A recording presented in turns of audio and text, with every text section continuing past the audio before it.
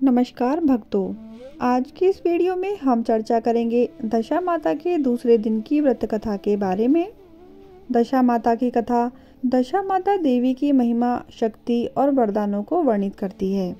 यह पूजन और कथा का अनुसरण श्रद्धालुता और भक्ति के साथ किया जाता है, जिससे दशा माता का आशीर्वाद प्राप्त हो सकता है।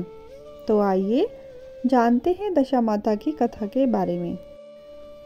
एक घर में सास बहू रहती थी। बहू का पति परदेश में गया था।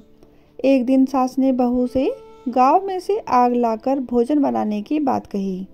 बहू गांव में आग लाने गई, पर किसी ने भी उसे आग नहीं दी और सभी ने कहा कि जब तक दशा माता की पूजा नहीं हो जाती तब तक आग नहीं मिलेगी। बेचारी बहू खाली हाथ घर लौट आई।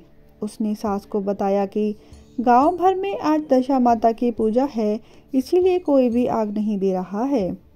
शाम हो जाने पर सास आग लेने गांव में गई तो स्त्रियों ने उसे आराम से बैठाया और कहा कि सुबह तुम्हारी बहू आग लेने आई थी, परंतु हमारे यहाँ पूजा नहीं हुई थी, इसीलिए आग नहीं दे सके। सास आग लेकर अपने घर पहुंची ही थी कि एक आदमी बछड़ा लिए आया और उसके पीछे एक गाय थी। स्त्री ने उससे पूछा कि यह गाय का पहला बच्चा है क्या? आदमी ने उत्तर दिया हाँ। उसने फिर पूछा कि बछड़ा है या बछिया? उसने जवाब दिया कि बछड़ा है। सास ने घर जाकर बहू से कहा, आओ हम दोनों भी दशा माता का डोरा लें और व्रत करें। दोनों सास बहू ने डोरा लिया। सवेरे से व्रत आरंभ किया। 9 व्रत पूरे हो जाने पर 10वें दिन डोरे की पूजा की। सास बहू दोनों ने मिलकर गोल गोल 10-10 अर्थात कुल 20 फेरे बनाए। 21वां बड़ा फेरा गाय को दिया। पूजन समाप्त होने पर सास बहू दोनों पारण करने बैठी। उसी समय बुढ़िया के बेटे ने परदेश से लौटकर दरवाजे पर आवाज लगाई।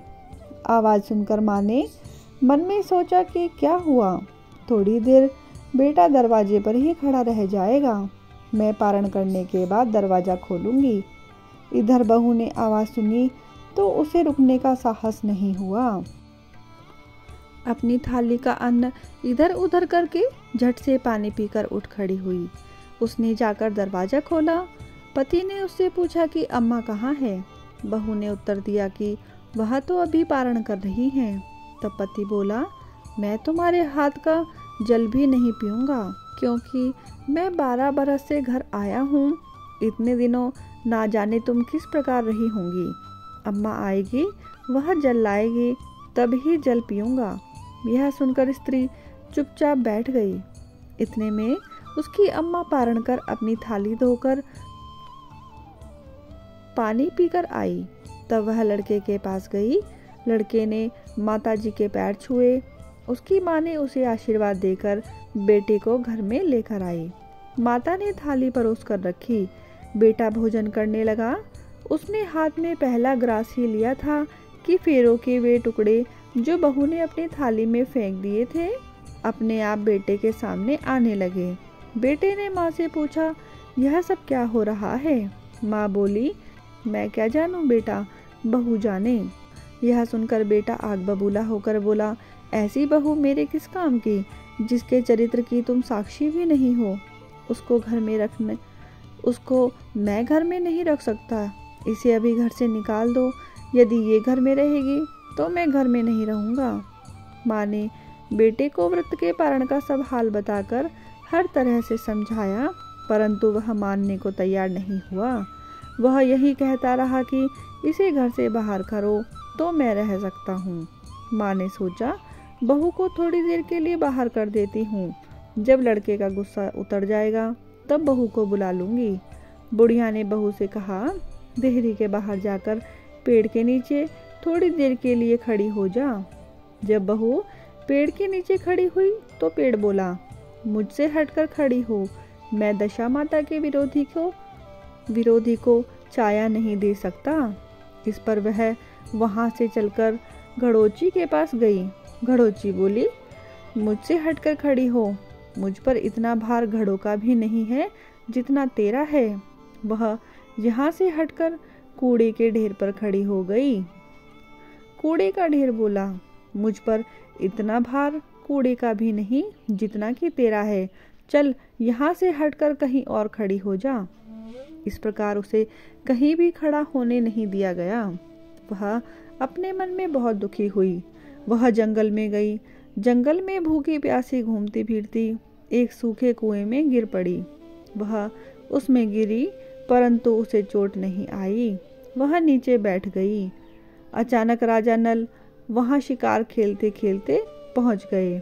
उनके साथी बिछुड़ गए थे। वह प्यास के कारण उसी कुएं के पास आए जिसमें वह स्त्री बैठी थी। राजा नल के भाई ने कुएं में पानी के लिए लोटा डाला तो उस स्त्री ने लोटे को पकड़ लिया। भाई ने नल से कहा कि इस कुएं में किसी ने लोटा पकड़ लिया है। तब राजा नल ने कुएं पर आकर कहा कि तुम यदि पुरुष हो तो मेरे धर्म के भाई हो, और यदि स्त्री हो तो मेरी धर्म की बहन हो। जो भी हो बोलो, मैं तुम्हें बाहर निकाल लूंगा। स्त्री ने आवाज दी। राजा ने उसे बाहर निकाल लिया तथा हाथी पर बैठाकर राजधानी ले आया। महाराज को शिकार से लौटकर महलों की ओर आता देख रानी को बताया कि महाराजा एक नई रानी भी साथ ला रहे हैं। यह जानकर रानी बहुत ही दुखी हुई। इतने में महाराज भी वहां आ पहुंचे। रानी ने हाथ जोड़कर विनती की, महाराज, मुझसे ऐसी क्या गलती हो गई जो मेरे रहते आपने दूसरा विवाह कर लिया। राजा नल ने हंसकर उत्तर दिया, वह तुम्हारी सौत नहीं ननंद है, मेरी धर्म की बहन है। तुम्हें उसके साथ अपनी सगी ननंद की तरह बर्ताव करना चाहिए। यह सुनते ही महारानी का मुख प्रसन्नता से कमल की भांति खिल उठा।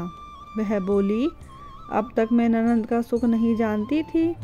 अच्छा हुआ जो मुझे भाग्य से ननंद भी मिल गई। राजा ने उसका नाम मुंह बोली बहन रखा और उसके लिए अलग महल बनवाया। उसके दिन अब सुखपूर्वक बीतने लगे। एक दिन राजा की घोड़ी को बच्चा हुआ तो राजमहल की स्त्रियां बधाई गीत गाने लगी। मुंह बोली बहन ने अपनी दासियों से कहा, बाहर जाकर पता करो कि किस बात की बधाई गाई जा रही है। दासियों ने बताया, महाराज की घोड़ी ने अच्छी घड़ी में एक उत्तम बछड़े को जन्म दिया है, उसकी बधाई गाई जा रही है। मुंह बोली बहन ने पूछा, क्या घोड़ी ने पहली बार जन्म दिया है? दासियों ने उत्तर दिया, हाँ। तब मुंह बोली बहन ने महारानी के पास जाकर कहा, आओ भाभी रानी, हम तुम दोनों दशा माता का डोरा लें।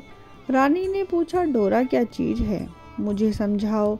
वह बोली, दशा माता के व्रत का यह नियम है कि पहले महल में जब गाय या घोड़ी या स्त्री के प्रसव की खबर सुने तब डोरा लेकर व्रत आरंभ करते हैं।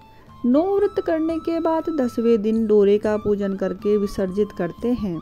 इसी के साथ उसने पारण का नियम भी बताया। तब महारानी बोली, तुम्हारा व्रत तुमको फले। मैं पूड़ी और दूध की खीर खाने वाली रानी महारानी भला वनफरा गोले की पापड़ी खाकर कैसे रह सकती हूँ? ऐसा खाना खाए मेरे दुश्मन। वह बोली, भाभी मुझे जो चाहे कह लो, परंतु व्रत के संबंध में कुछ मत कहो। मैं इसी व्रत के उल्लंघन के कारण मारी मारी फिरती आपके देश में आ गई हूँ। महारानी ने उदासीनता के साथ कहा, मुझे क्या पड़ी है, तुझे जो अच्छा लगे वह करो, मैं मना तो नहीं कर रही हूँ। मुंह बोली बहन ने श्रद्धा पूर्वक डोरा लिया। 9 दिनों तक व्रत किए। 10वें दिन विधि पूर्वक पूजन किया। गोला फर्रा बनाए और संध्या को पारण करने बैठी। उसी समय उसके पति को अचानक कुछ प्रेरणा सी हुई। वह अपनी माता से आज्ञा लेकर अपनी पत्नी को ढूंढने चल दिया। घूमता फिरता वह राजा नल की राजधानी में पहुंच गया और अपनी पत्नी का पता लगाने लगा। उसने एक कुएं पर कुछ औरतों को बातें करते देखा। वह कह रही थी, राजा की मुंह बोली बहन बहुत ही सुंदर है, आजकल उसी का किया हुआ सब कुछ होता है। दूसरी स्त्री बोली, वह सुंदर होने के साथ साथ धर्मात्मा भी है, जब से आई है तभी से उसने सभी अच्छे कार्य प्रारंभ कर दिए हैं, उसके दरवाजे से कोई भी व्यक्ति खाली हाथ नहीं लौटता। तीसरी स्त्री बोली, वह जैसी धर्मात्मा है वैसी सदाचारिणी भी है। चौथी स्त्री बोली, वह सदाचारिणी और सर्वप्रिय भी है। राजा प्रजा उससे दोनों ही खुश हैं। पांचवी स्त्री बोली, यह सब तो सही है, परंतु अब तक यह पता नहीं चला कि वह कौन है और कहाँ की रहने वाली है। उन औरतों की बात सुनकर वह साधु के वेश में राजा नल की मुंह बोली बहन के महल के द्वार पर जा पहुंचा। वहां उसने भिक्षा के लिए आवाज लगाई तो द्वारपाल उसे भिक्षा देने लगा। उसने द्वारपालों के हाथों से भिक्षा लेने से मना कर दिया और बोला, भिक्षा देने वाली स्वामिनी के हाथ से ही भिक्षा ग्रहण करूंगा, नहीं तो अपने रास्ते चला। तब द्वारपालों ने उससे कहा, इस समय वह दशा माता का व्रत करके पारण कर रही हैं। पारण समाप्त होने के बाद ही वह तुमको भिक्षा दे सकती हैं। तब तक तुम इंतजार करो। वह चुपचाप बैठकर इंतजार करने लगा। पारण कर लेने के बाद वह मुट्ठी भरकर मोती लाई, परंतु सामने अपने पति को पल्ला फहराए देखकर वह मुस्कुराती हुई लौट गई। दोनों ने एक दूसरे को पहचान लिया था। महारानी ने मुंह बोली नंद को मुस्कुराते देखकर कहा, जब से तुम आई हो आज तक मैंने तुमको मुस्कुराते नहीं देखा। आज इस साधु को देखकर हंसने का क्या कारण है? मुंह बोली बहन ने उत्तर दिया कि वह साधु हमारे घर का है। रानी ने पूछा, तब वह ऐसे क्यों आया है? उसने कहा, वह अभी मेरा पता लगाने आया है। महारानी ने राजा नल से कहा, तुम्हारी मुंह बोली बहन के घर के लोग आए हैं। राजा ने कहा, उनसे कह दो कि अभी यहाँ से घर जाकर वहाँ से हमारी हैसियत से आए, तब मैं बहन की विदाई करूँगा। राजा नल की मुंह बोली बहन का पति घर जाकर अपनी माँ से बोला, तुम्हारी बहू राजा नल के यहाँ उसकी बहन बनकर रह रही है। वह रोज सदाव्रत करती है और नियम धर्म से दिन बिताती है। तब उसकी माता ने उसे आज्ञा दी कि बहू को लेकर आओ। वह डोली, बाजे गाजे, कहार आदि के साथ यथाचित सज धज कर राजा नल की राजधानी को चल दिया। राजा ने उसका यथोचित आदर सत्कार किया और कुछ दिन मेहमानी में रखकर विधि पूर्वक बहन की विदाई की। जब वह महल के बाहर निकल चलने लगी तो महल भी उसके पीछे पीछे चलने लगे। तब महारानी बोली, ननद जी तुम चली और मेरा महल भी ले चली, जरा पीछे मुड़कर देखती जाओ। जो ही उसने मुड़कर पीछे की ओर देखा तो राजा का संपूर्ण राजसी वैभव अचानक लुप्त हो गया। राजा की मुंह बोली बहन तो अपने पति के साथ आनंद में रहने लगी, परंतु राजा नल व रानी का यह हाल हो गया कि वो दोनों कमरी कथरी ओढ़े फिरने लगे। उनके भोजनालय में पत्ते खड़खड़ाने लगे। राजा नल ने रानी से कहा, अब हमें यहाँ से दूसरी जगह चले जाना चाहिए। रानी पतिव्रता स्त्री थी, उसने राजा की आज्ञा मान ली। चलते चलते वे एक गांव के पास पहुँचे। वहाँ पर बेरी के पेड़ पर बेर लगे हुए थे। राजा रानी दोनों भूखे थे। उन्होंने बेरी को उठाया तो बेर लोहे के हो गए। इस प्रकार राजा रानी जिस वस्तु को भी हाथ लगाते वह कंकड़ पत्थर में बदल जाती। इतने पर भी राजा रानी आगे बढ़ते गए। रास्ते में उन्हें एक व्यापारी मिला। व्यापारी ने राजा रानी को पहचान लिया। उसने राजा रानी के भोजन के लिए सेर भर आटा दिया। वे आटा लेकर नदी के किनारे गए। वहाँ रानी भोजन बनाने लगी और राजा नल स्नान करने चले गए। उस दिन मछुआरे मछलियाँ पकड़ रहे थे। मछेरों ने राजा को 4 मछलियाँ दी। रानी ने मछलियाँ भूनकर रोटी बना ली। राजा नल भोजन करने बैठे तो रोटियाँ ईंट में परिवर्तित हो गई और मछलियाँ उछलकर नदी में चली गई। वहाँ से चलकर राजा रानी अपनी मुंह बोली बहन के यहाँ गए। बहन को जब पता चला कि भाई और भाभी आए हैं तो उसने सेवकों से पूछा, कैसे आए हैं? सेवकों ने कहा कि भिखारियों जैसी हालत में आए हैं। यह सुनकर उसे बड़ी लज्जा आई। उसने राजा रानी को एक कुम्हार के यहाँ ठहरा दिया। शाम को थाल सजाकर बहन स्वयं भाभी से मिलने कुम्हार के घर गई। उसने भाभी के सामने थाल रखा तो भाभी ने कहा कि इस थाल में जो भी कुछ है उसे कुम्हार के चक्के में नीचे रख दो और चली जाओ। ननद थाल का सामान चक्के के नीचे रखकर चली गई। थोड़ी देर में राजा ने आकर रानी से पूछा, कहो बहन आई थी, क्या लेकर आई? रानी ने कहा, आई तो थी पर जो कुछ लाई थी मैंने इस चक्के के नीचे रखवा दिया है। राजा ने यह देखा तो वहाँ कंकड़ पत्थरों के सिवा कुछ भी नहीं था। राजा को समझते देर न लगी कि यह सब बुरी दशा के कारण है। भला वह मेरे लिए कंकड़ पत्थर क्यों लाएगी। अब राजा रानी वहाँ से चलकर अपने मित्र के घर गए। मित्र को लोगों से पता चला तो उसने उनसे पूछा, कैसे आना हुआ। उन्होंने उत्तर दिया, भिखारियों के हाल में आए हैं। मित्र ने दुखी होकर कहा, कोई बात नहीं, जैसे आए हो वैसे अच्छे आए, आखिर मित्र हैं, उन्हें महलों में ले आओ। मित्र ने उन दोनों का स्वागत किया, स्वादिष्ट भोजन कराया, एक कमरे में उनके लिए पलंग बिछवा दिए। उस कमरे में एक खूंटी पर 9 लखा हार टंगा था। आधी रात के समय राजा तो सो गए, परंतु रानी जाग रही थी। रानी ने देखा कि हार वाली खूंटी के पास दीवार पर एक मोर का चित्र बना हुआ है। मोर धीरे धीरे हार को निगल रहा है। रानी ने राजा को जगाकर यह दृश्य दिखाया। राजा ने सोचा, यहाँ से चुपचाप भाग चलना चाहिए, नहीं तो सवेरे चोरी का कलंक लगेगा, तब मित्र को क्या मुख दिखाएंगे। बेचारे राजा और रानी रात में ही उठकर जंगल की तरफ चले गए। दोनों चलते चलते एक दूसरे राजा की राजधानी में पहुंच गए। वहां अतिथि और भिक्षुकों का सदाव्रत दिया जाता था। वे दोनों भी सदाव्रत लेने गए, परंतु उस समय सदाव्रत बंद हो चुका था। वहां के अधिकारियों ने कहा, यह लोग न जाने कहाँ के अभागे आए हैं कि इन्हें देने के लिए कुछ भी नहीं बचा, फिर भी इन्हें एक मुट्ठी चने दे दो। उन्होंने इस प्रकार से अनादर और कड़वी बातों सहित दान लेना अस्वीकार कर दिया। वे दानाध्यक्ष की निंदा करते हुए बोले, ऐसी कंजूसी है तो सदाव्रत देने का नाम ही क्यों करता है।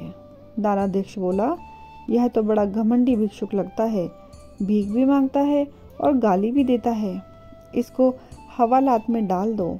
इस प्रकार दोनों को एक कोठरी में बंद कर दिया गया। एक एक मुट्ठी चने दोनों को खाने के लिए मिलने लगे। जिस कोठरी में राजा रानी बंद किया गया था उसी के पास आम रास्ता था।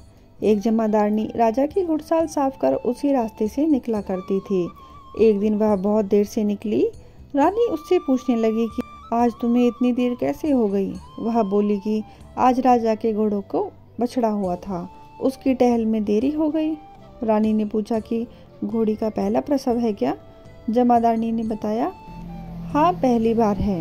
रानी ने पूछा, बछड़ा हुआ है या बछड़ी। जमादारनी ने बताया कि बहुत अच्छा बछड़ा हुआ है। यह सुनकर रानी ने राजा से कहा, एक बार मैंने तुम्हारी मुंह बोली बहन के डोरे का अनादर किया था, उसी दिन से हमारी दशा बदल गई। मैं आज दशा माता का डोरा लेना चाहती हूँ। राजा ने कहा, परंतु यहाँ पूजा की सामग्री कहाँ से आएगी, उसके नियम धर्म का पालन कैसे होगा। रानी ने उत्तर दिया, दशा माता ही सब कुछ करेंगी, मैं तो उन्हीं का नाम लेकर डोरा लेती हूँ, फिर जो होगा देखा जाएगा। रानी ने 9 तार राजा की पगड़ी से और 1 तार अपने आंचल का लेकर अपना डोरा तैयार किया और उसी समय से व्रत करने लगी। थोड़ी देर में ही वहां का राजा अपनी घोड़ी को देखने के लिए उसी रास्ते से निकला। राजा ने नल दंपत्ति को देखा। कोठरी में बंद देखकर पूछा कि वे लोग कौन हैं और इनका क्या अपराध है। पहरेदारों ने कहा, ये लोग भिक्षा लेने आए थे, ये आपको आशीर्वाद देने के बदले गालियां देते थे, इसी कारण दानाध्यक्ष ने इन लोगों को कैद में डाल दिया। राजा ने कहा, यह तो इनका कोई अपराध नहीं है, इनको मनवांछित भिक्षा नहीं मिली होगी, इसीलिए गालियां देने लगे होंगे। इनको संतुष्ट करना चाहिए था, ना कि कैद में डाल देना चाहिए था। इनको अभी रिहा करो। राजा की आज्ञा से उसी समय दोनों को कोठरी से बाहर निकाला गया। राजा उनके पांव में पद्म और माथे पर चंद्रमा देखकर पहचान गया कि यह तो राजा नल और रानी दमयंती है। इस पर उसने दोनों हाथों से हाथ जोड़कर क्षमा मांगी और हाथी पर बैठाकर अपने महल में ले गया।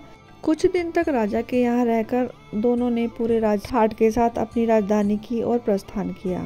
रास्ते में वे पहले अपने मित्र के यहाँ गए। मित्र ने राजा नल की आने की खबर सुनकर लोगों से पूछा, मित्र आए तो कैसे आए। लोगों ने कहा, अब की बार तो राजसी ठाट बाट के साथ आए हैं, घोड़े, डंका, निशान, पालकी, एक फौज को साथ लेकर आए हैं। मित्र ने कहा, अच्छी बात है, आने दो, मेरे लिए तो जैसे तब थे वैसे अब भी हैं, आखिर है तो मित्र ही। राजा रानी मित्र के महल में गए। मित्र ने उनको आदर सत्कार के साथ उसी स्थान पर ठहराया जिस स्थान पर पहले ठहराया था। आधी रात के समय जब राजा सो रहे थे और रानी पैर दबा रही थी, तब रानी ने देखा कि मोर का चित्र जो पहले हार को निगल गया था उसे अब उगल रहा है। रानी ने राजा को जगाकर यह दृश्य दिखाया। राजा नल ने अपने मित्र को बुलाकर यह दिखाया। मित्र बोला कि मैंने तब भी तुमको चोर नहीं समझा था और न अब समझता हूँ। यह दृश्य तुम्हारी बुरी दशा का फल है। आप निश्चिंत रहिए, मेरे मन में कोई मैल नहीं है। मित्र के यहाँ से चलकर राजा रानी अपनी मुँह बोली बहन के यहाँ गए। उसने सुना राजा भैया आ रहे हैं तो उसने लोगों से पूछा कैसे आ रहे हैं। लोगों ने कहा जिस प्रकार राजा को आना चाहिए उसी प्रकार से आ रहे हैं। उसने कहा उनको मेरे महल में लेकर आओ। जब राजा नल का हाथी बहन के महल की ओर बढ़ा तब रानी ने कहा आप बहन के घर जाइए, मैं तो उसी कुम्हार के घर रहूंगी जिसमें पहले ठहरी थी। राजा ने कहा जिस कारण इतने दुख उठाए तुम फिर उससे झगड़ा मोल लेना चाहती हो, यह तुम अच्छा नहीं कर रही हो। परंतु रानी नहीं मानी, वह कुमार के घर पर ही ठहरी। राजा बहन के घर चले गए। शाम को राजा की बहन भाभी के लिए थाल सजाकर कुमार के यहाँ आई। उसने भाभी के सामने थाल रख दिया। भाभी सोने चांदी के गहने उतार उतार कर रखने लगी और कहने लगी खाओ रे मेरे सोने चांदी के गहने खाओ, हम तो भूखे नंगे क्या खाएंगे। यह उलाहना सुनकर ननंद बोली यह उलाहना किसे देती हो? मुझसे उस समय जो कुछ हो सका उस समय लाई थी, वही अब भी लाई हूँ। विश्वास ना हो सके तो चक्के के नीचे अब भी देख लो। सचमुच चक्के के नीचे देखा तो वहाँ पर मणिक मोतियों का ढेर लगा था। रानी यह सब देखकर सन्न रह गई। वह बोली ननंद जी तुम्हारा कोई दोष नहीं है, यह तो हमारी बुरी दशा का परिणाम था। रानी ने ननंद को लाया सब सामान तथा उसमें अपनी तरफ से कुछ और जेवरात मिलाकर ननंद को वापस कर दिए, परंतु ननंद को पूजा का न्योता देना भूल गई। यहाँ से चलकर राजा सूरा गाय के पास आए। गाय ने सेना सहित राजा को भरपेट दूध पिलाया। वहाँ से आगे चलकर वह नदी के तट पर पहुँचे तो वहाँ पड़ाव डाला। भोजन बनवाया गया। जब राजा भोजन करने बैठे तो उसी समय नदी में से उछलकर गिरी हुई भुनी भुनाई मछलियाँ अपने आप थाली में गिर पड़ी। वह रोटियां जो ईंट बन गई थी फिर से रोटियां बन गई। राजा ने कहा यह सब क्या हो रहा है, कुछ समझ में नहीं आता। रानी ने बताया कि ये रोटियां और मछलियां वे ही हैं जो उस दिन हमारे नसीब में नहीं हुई थी। मैं यदि आपसे उस समय कहती कि तली हुई मछलियां जल में उछल गई थी और रोटियां ईंट बन गई थी तो आप कदापि इसे सच नहीं मानते। इसी कारण मुझे बहाना बनाना पड़ा। अब राजा रानी अपनी राजधानी की ओर बढ़े। जब राजा की फौज अपनी राजधानी के समीप पहुंची तो वहां के लोगों ने समझा कि दूसरे राजा ने राजधानी पर आक्रमण कर दिया है। वे घबरा गए। वहां के लोग नजराना लेकर राजा से मिलने गांव के बाहर आए, परंतु यह क्या, यह तो अपने ही राजा हैं। लोगों को प्रसन्नता का ठिकाना ना रहा। वे श्रद्धा भक्ति के साथ महाराज जी के साथ आगे चलकर उन्हें उनके महल में ले गए। राजा रानी ने महल में प्रवेश किया। रानी ने तुरंत दशा माता की पूजा का प्रबंध किया। उसने उस पूजा में नगर की सब सौभाग्यवती स्त्रियों को बुलवाया। भगवती को भोग के लिए सब प्रकार के पकवान बनाए गए। आटे की 10 बत्तियां, 10 शक्कर की गुजिया और 10-10 28 सुहागिनों के आंचल में डाली। सुहागिनों को श्रृंगार करके दश माता की पूजा आरंभ हुई। कलश स्थापित करके दीपक को जलाया गया, परंतु उसकी बाती जली नहीं। इस पर पंडितों ने कहा कि कोई न्योता पाने वाला न्योतने को तो नहीं रह गया, स्मरण किया जाए, उसके आने पर दीपक जल जाएगा।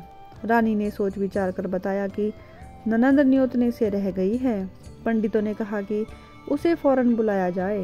राजा ने अपनी दूरगामी रथ भेजकर अपनी मुंह बोली बहन को बुलवाया। उसके आते ही कलश का मणिक दीपक प्रज्वलित हो गया। बड़ी धूमधाम से पूजा की गई। अंत में सुहागिनों को भोजन कराकर विदा किया गया। उसी समय राजा ने राज्य में आज्ञा की, मेरी प्रजा के लोग दश माता का व्रत किया करेंगे। भगवती माता ने जिस प्रकार राजा नल के दिन फेरे उसी प्रकार सबके दिन फेरना। बोलिए दशा माता की जय। आशा करती हूँ कि माता की यह कथा आप सभी को प्रिय लगी होगी। यदि वीडियो पसंद आए तो लाइक करें, शेयर करें और मेरे चैनल को सब्सक्राइब करना ना भूलें। धन्यवाद।